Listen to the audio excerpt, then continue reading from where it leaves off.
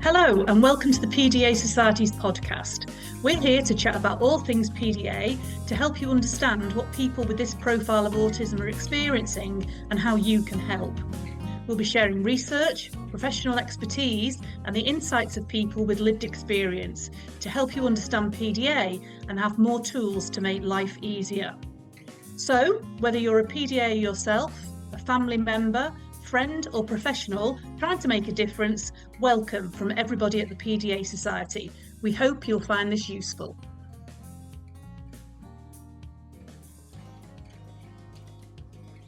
Welcome to the PDA Society podcast, where we share lived experiences and practical insights to help families, professionals and PDAers themselves feel supported and understood. My name is Rachel and I'm your host for today's podcast. So today we're exploring the issues that arise from being an adult PDA person whose PDA was not recognised or diagnosed when they were younger. Across the two parts, we will look at why this might happen, the issues that arise for the individuals themselves and also for their parents. So if you're a parent of an adult PDAer or you support a PDA adult professionally, this podcast might be of interest to you. My guest today is Paula Webb. So welcome, Paula. Would you like to say a few words about yourself? Hello, everybody. Yes, my name's Paula Webb. I've lived in England all my life. I am a parent to 3 children, one of whom has PDA, and he is now in his 30s. I'm also been working with the PDA Society in many different roles over many years since it actually started. Lovely, that's great. Thanks, Paula. So a wealth of experience that I'm sure you'll bring to today's session. So I guess the best place to start really is that, why do some parents find themselves with a child who has reached adulthood but hasn't got a diagnosis? Is this common? Yeah, unfortunately it is. It's very common. Today's adult PDAers have not been able to receive a diagnosis of a PDA profile of autism whilst they were a child. And therefore they're entering adulthood without a diagnosis. And that's quite difficult for the adult PDA themselves and also the parent. Diagnosis of PDA was extremely rare when they were children, and certainly when, my son was a child. And we were mainly looking at the independent sector where the specialists were, and maybe the whole of the NHS during the 1980s, 90s, and 2000s, I should say, were mainly just the specialists. And unfortunately, the NHS really all over the UK were not diagnosing PDA at that time. Thankfully, things are changing. Thankfully, some adults are able to get diagnosis now, but not as a parent, not knowing the actual condition that your child has, not knowing why they won't listen to you or they won't comply with requests, and they have, a series of meltdowns and not behaving like your other children might be, was extremely concerning, and there were no answers to that behavior. And so obviously many PDAers were growing up with many concerning behaviours that parents just didn't know how to actually cope with and how to manage and support.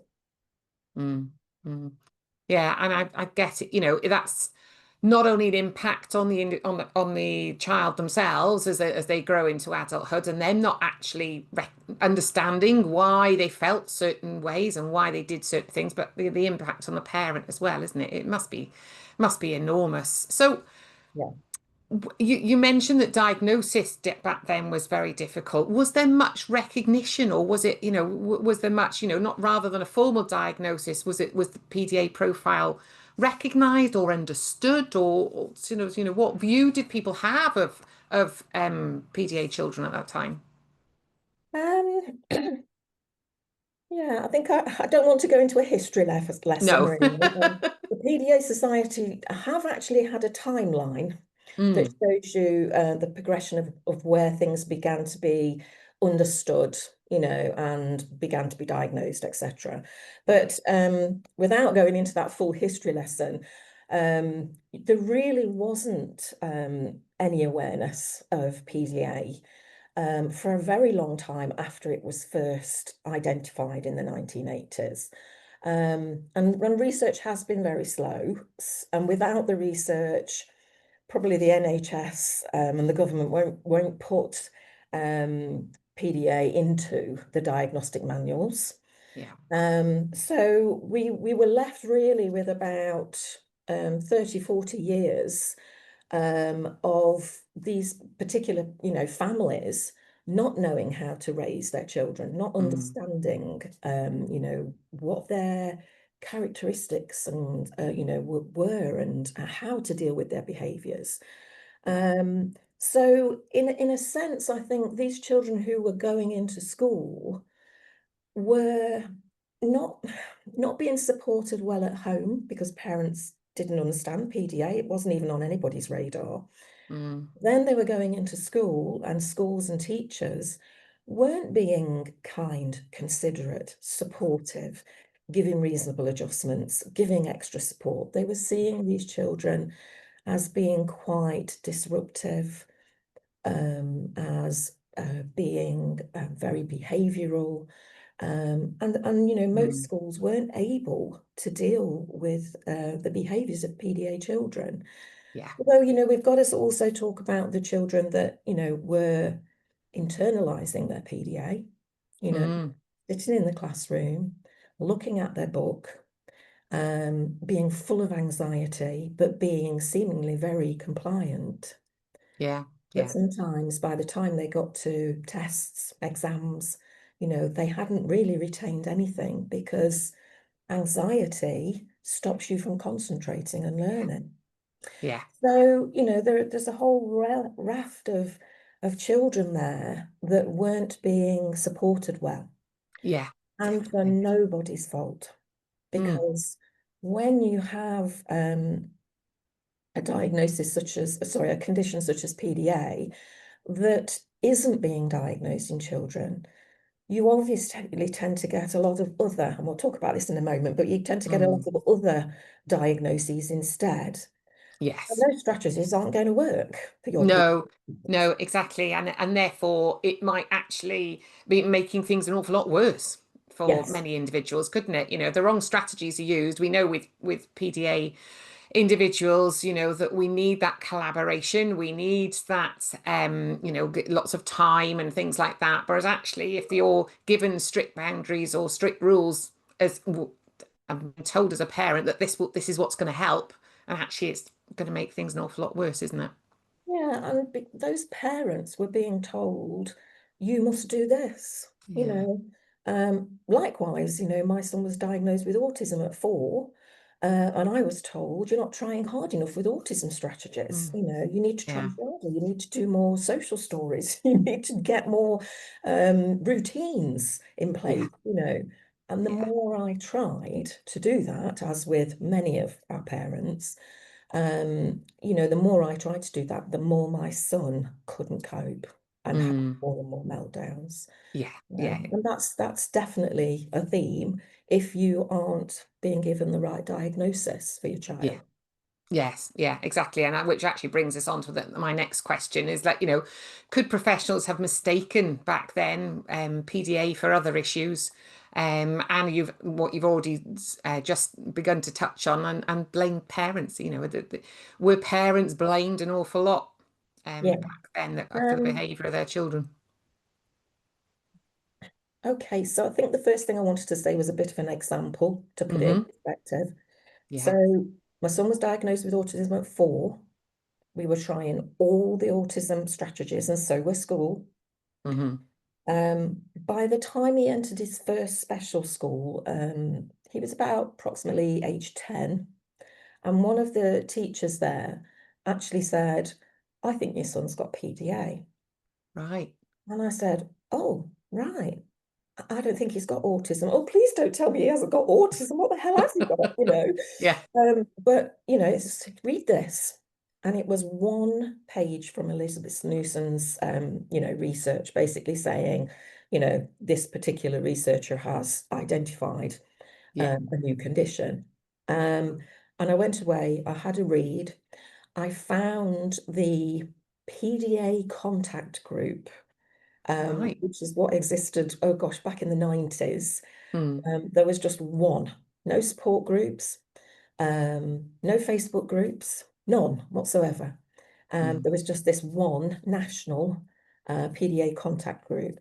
And there were so few people on there that you probably only looked once a week because, Right. there was nobody Yeah. posting. Yeah. And when you did post, you had to wait a week to get a reply from anybody, which was usually, oh, hello, welcome, Yeah. But Yeah. so I then, knowing what this teacher had said, I then set about trying to find somebody who would accept that my son had PDA rather than autism, or a PDA profile, as we now call it. So I actually managed over about 6 months to tackle 3 pediatricians Wow. who were Yeah. all consultants in their field. And I had a conversation with them. And I said, even when my son was diagnosed with autism at 4, I said to the pediatrician, I'm not sure about this because my son has a massive imagination. I said, we spend hours and hours pretending to be cats and dogs and putting bowls on the floor and licking up milk. And I said, and Yeah. that's all he ever wants to do. Yes. And she just said, well, he has all the other characteristics of autism. So that one's to his bonus. Right. So I thought, oh, right. So I was telling the pediatricians about this, and all 3 shot me down instantly. Very, I mean, it was a long time ago, so quite sort of abruptly, no, he's got autism. I don't know where you've got that word from, but no, that doesn't exist. That's not in the Oh, manuals. No, he can't have a diagnosis of that. He doesn't have that.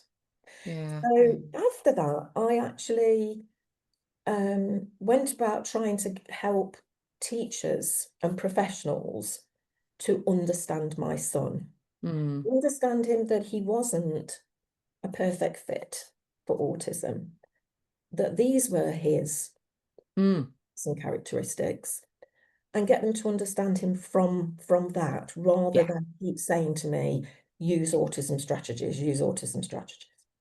So I think I wanted to sort of say that was sort of in about 2004. Yeah. And so you did then have professionals actually saying, we're not entertaining that. Right. Okay. Things have changed, Yeah. hopefully lots of professionals now will talk to you about PDA, and actually will even diagnose it. But it's not across the board yet. So No, the not yet. other conditions, which was your question really, um, yes, of course, if a professional, whether they're at CAMS or whether they're a pediatrician, if they are assessing your child and thinking, well, what could be this child's diagnosis? What could be the matter with this child, as to why they're Yeah. behaving the way they are. Obviously, if PDA isn't heard of, and PDA isn't in the DSM or ICD, those professionals didn't have PDA on their radar. Yeah. They did Yeah. have autism if your child fit some of the criteria, had Yeah. some of those characteristics. But unfortunately, there's also things like oppositional defiance disorder. Yeah. Some of these children did seem to meet the criteria for that because of the way in which they couldn't comply with demands and requests. There's also conduct disorder. Obviously some were diagnosed with autism, but the autism strategies weren't working for them. They were making them worse really in their behaviour. Being very dysregulated and being very distressed. Yes, yes. And obviously some, were diagnosed with maybe ADHD, probably because they had ADHD, but the professionals were really overlooking the actual PDA because they'd never heard of it, back in 1990, Yeah. 2005. Yeah. So, it really, really was hard. And I've got to include myself in this. It was hard for us parents to get people to understand, that we didn't think the diagnosis was right. Yeah. And Yeah. then they were always thinking, oh, you're always chasing different diagnoses. You're always coming up with different criteria, different characteristics and behaviors that your child possesses. So some of us were saying, well, they've got sensory processing, and they've got this, they've got that. But most of us were dismissed Yeah. because there wasn't any OTs to diagnose sensory processing. Yeah. Or we were given a completely, as I say, different diagnosis.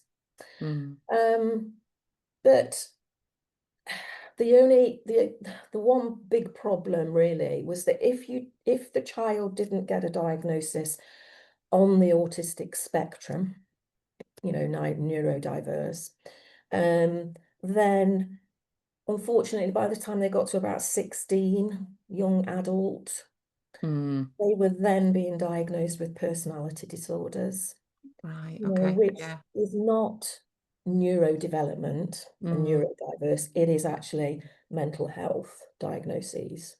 Yeah. And that became quite problematic because Yes. it's very, very difficult to get those diagnoses overturned.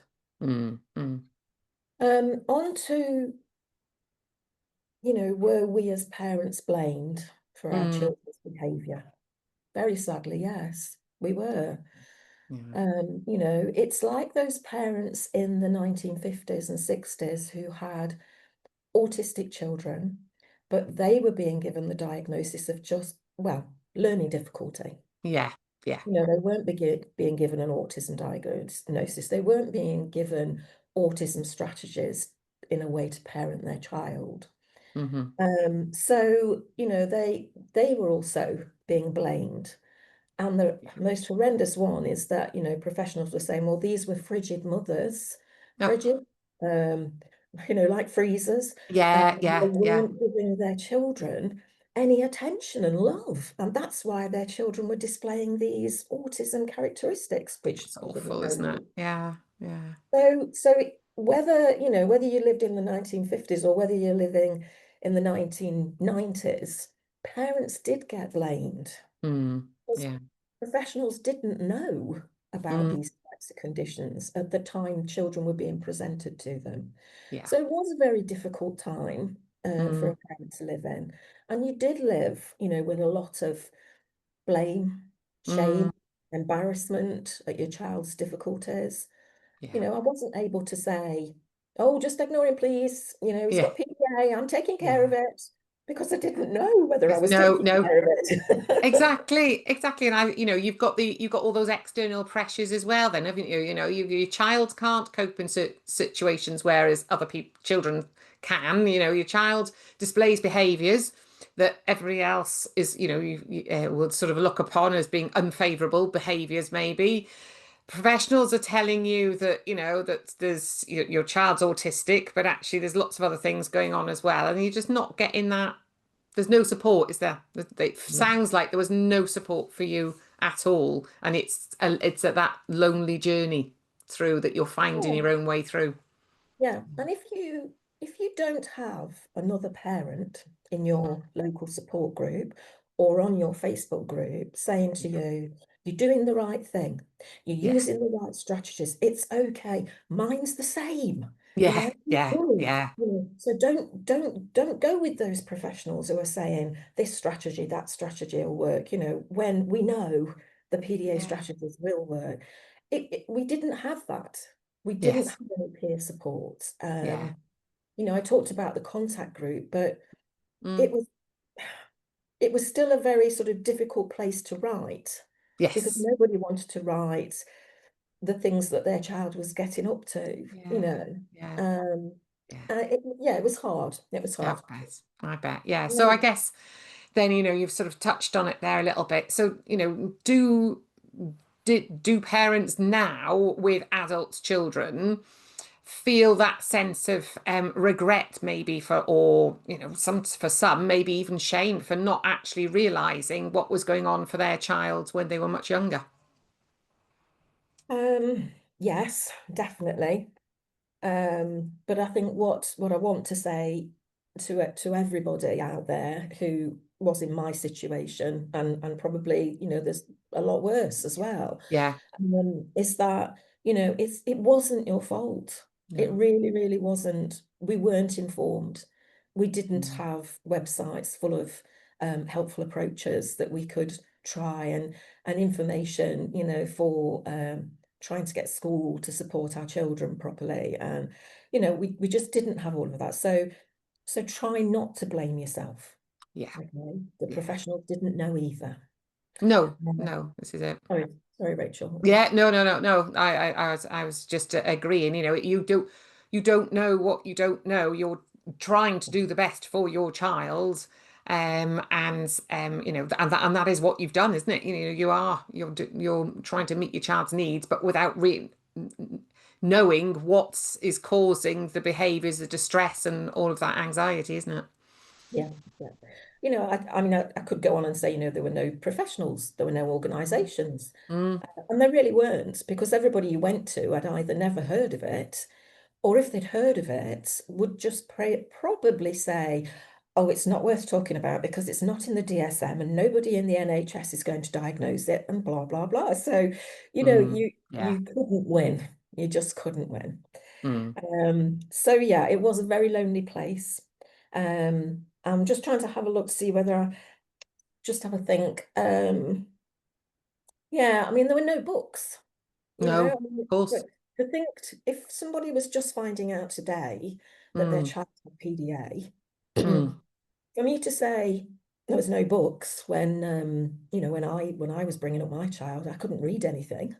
You yeah. know, this one sheet of paper, you know, on Yeah. a piece of research, you know. Mm, mm, And so we can't blame parents. We just can't. But obviously, what I do have to say is, you know, the negative side of what happened was that if you didn't understand why your child was behaving this way, the teachers didn't, the social workers didn't, then unfortunately, sometimes, you know, children mm, were taken away from their parents because yeah. it was thought that the parent wasn't parenting properly. Mm, Um, so, you know, those dark things did happen. And there will be parents out there, you know, my age, who've got a son or daughter my son's age, you know, mm, where that awful thing happened. yeah. It Yeah. was awful Mm, and it shouldn't have happened. no. And we're doing better now, but not all the time. Mm, You know, we mm, can still yeah. talk about parent blame in today's society of Yeah. parents and children. Yeah, definitely. It's as you say, these things are still going on. It has improved, but there's lots of parents who still have this fight now. We here at the PDA Society, lots from parents whose maybe their NHS trust doesn't recognise PDA, or they can't get in front of that right clinician, or maybe the right teaching support, or whatever it might be, just to help them support their child and give them what their child needs, isn't it? So yeah, Yeah. it's improved, but there's still a long way to go, isn't there? So if there's a parent of an adult, and they've always wondered what it was that was causing their child, who is now an adult, to showed certain behaviours, that struggle with certain things, and they've just come across PDA. So this is a whole sort of new world to them that they are now entering. What would be the first thing that you would suggest that they need to understand? I think one of the first things I want to say before coming to all that they need to understand, is try to deal with your emotions and thought processes and feelings about the past. Yeah. I'm not saying as quickly as you can, but effectively as you can, because dwelling on the past is not going to help you be effective for the future. Yeah. Yeah. You know, we need you to, if you're beginning to learn about PDA, you've just suddenly realized, you know, your adult child has PDA, then it's a very big learning curve. It's a sudden learning curve. And it's almost, I don't want to say you've got to one day, you know, sort of block out the past. I'm not saying that, you know, it's happened and there's little we can do about it except look at the future. Look at the future and say to yourself, right, I can do something now. I can start to heal our relationship. I can start to build some trust, you know, with my child, with my adult child, whatever age they may be. You know, it's never too late, I think, is what I would say. So, Brilliant. I would say yes, you know, get on the websites, start reading about PDA, and then we all do things differently. Some people like to do their research and their reading alone, you know, reading books, reading blogs. Others like to, you know, get on a training course and start asking questions. There's lots of things out there now, and you can pick and choose how you want to learn. That's brilliant. You know, that is, you know, we no longer have just one page on a website. We no longer have just one book, you know, or one professional, one diagnostic centre called the Elizabeth Newson Centre, where, you know, the experts and the specialists are. We have more than that now, and that will help your learning journey. But start with step one and don't overload yourself. You know, this to help your adult PDAer, you have to help yourself. You know, if you learn, then you'll be able to help them. And it all has to be, your learning might be at a slightly fast pace, but your actual progress with your relationship with your adult PDAer might still be very slow. If you suddenly behave very differently, they will wonder what's going on. Yeah. So it has to be slow. Yeah.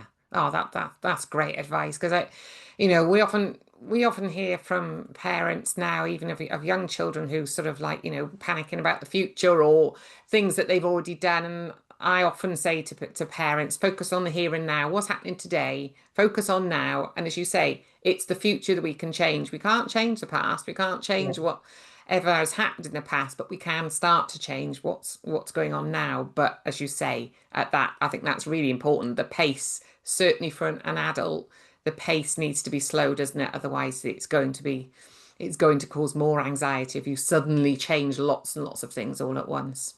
Yeah. Oh, that's brilliant. Oh, thank you so much, Paula, for sharing all your experiences and information that you've got of PDA. It really, really is helpful, and I'm sure it, you know, all that information will have been extremely helpful to many families that are in those difficult situations that, you know, that you've been in, and other families that you've worked with have been in, and it's, you know, really, really invaluable for people. So thank you so much for that today. If today's conversation has resonated with you, then please do remember you're not alone, and there is support out there for you. You can find many resources, guides, training and community support on the PDA Society's website and our hub. And we've linked all of those things in the show notes for you. If you found this episode helpful, then please share it with someone who might benefit. And don't forget to subscribe so you don't miss any future conversations. Remember, we also have the second part, our deeper dive section of this podcast with Paula, where she will answer some specific questions that our listeners have sent in. So if you'd like to listen to this, then head over to our training hub. So thanks once again for listening. And until next time, take care of yourself and each other. Thank you. So, if you want to hear more from today's special guest, then there is a longer version of this podcast available over on our training hub. Sponsors of our training hub make it possible for us to create and put out this podcast for everyone for free. As a thank you, they get free access to all recordings and self-guided training on our training hub. Thank you, subscribers, for your generosity. If you'd like to become a subscriber, there's a link in our show notes.